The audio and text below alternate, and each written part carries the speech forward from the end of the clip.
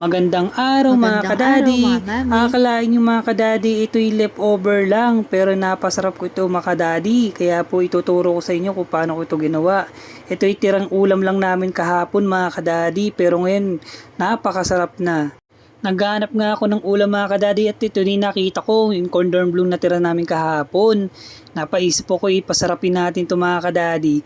Ito'y nagyak lang po ako ng sardines, dalawang itlog. Tsaka dito mga kadadi, yung cordon bleu natin ay hiniwa ko lang ng ganito. Tapos nga po mga kadadi, ang sabi ni Mrs. paano ko ito pasasarapin? Sabi ko sa kanya, relax ka lang dyan at ito yung gagawin natin mas masarap pa sa cordon bleu. Dito ay nagyak lang po ako ng sardinas mga kadadi, hiniwalay ko na po yung mismong sauce niya. Tapos nagyak lang po ako ng itlog dyan, dalawang itlog lang po yung nagamit ko dyan mga kadadi. Tapos mga kadadi, syempre ang laging ginagawa natin dyan habang natin nahalo sa itlog ay dinudurog na natin yung mismong sardinas. Tapos naglagay nga po pala ako ng patis dyan at mix ko lang. Alam nyo mga kadadi, naubusan nga po pala kami ng gasol at ito'y ginamit ko ngayon at naisip ko nga may binili nga pala akong ganitong pang kalan na maliit. Meron po tayo niyan sa may Shopee mga kadadi, pakiclick na lang po ang link. Yan nga po, napakaganda po at napakadali lang pong sindihan ng ating kalan. Dito nga po, nagyak na po ako ng kawali, kaunting mantika. Tapos sinintay ko lang din po dyan mga kadading uminit yung mantika. Tapos ilagay na rin po natin yung cordon bleu na tira natin kahapon. Yan, pinirito ko lang yan mga kadadi para lumutong po yung mismong gilid niya. Tsaka mag-creamy yung mismong cheese. Napakasarap nga po ng mga kadadi na ito pag ito'y malutong. Kaya po ganyan ang prito ko ngayon mga kadadi ay golden brown na, ay kailangan na natin yung baliktarin.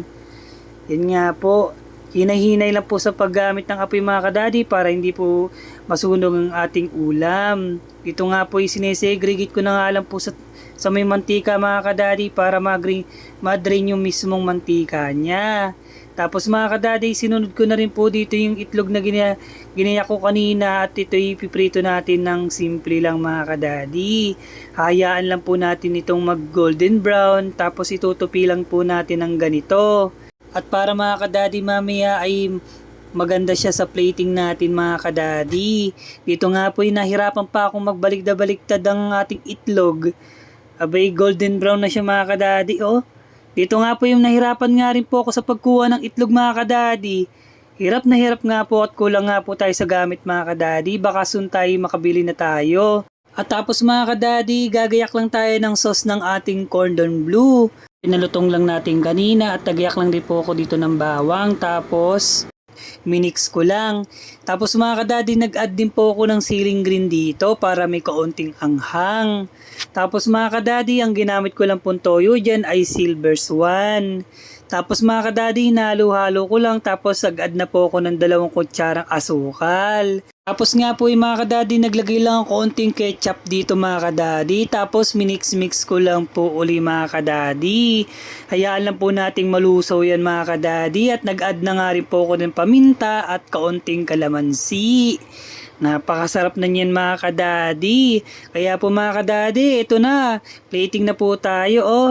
Hihingi lang po ako ng favor sa inyo mga kadadi. Pakipollow naman po ang ating account para naman po susunod na upload natin ay ma-update kayo. At huwag po na makalimutan magdasal. Eri nga po pala si Daddy Mike Kitchen na laging nagsasabing mas piliin po ninyong laging masaya. Dahil maikli lang po ang buhay mga kadadi kaya lagi tayong maging masaya.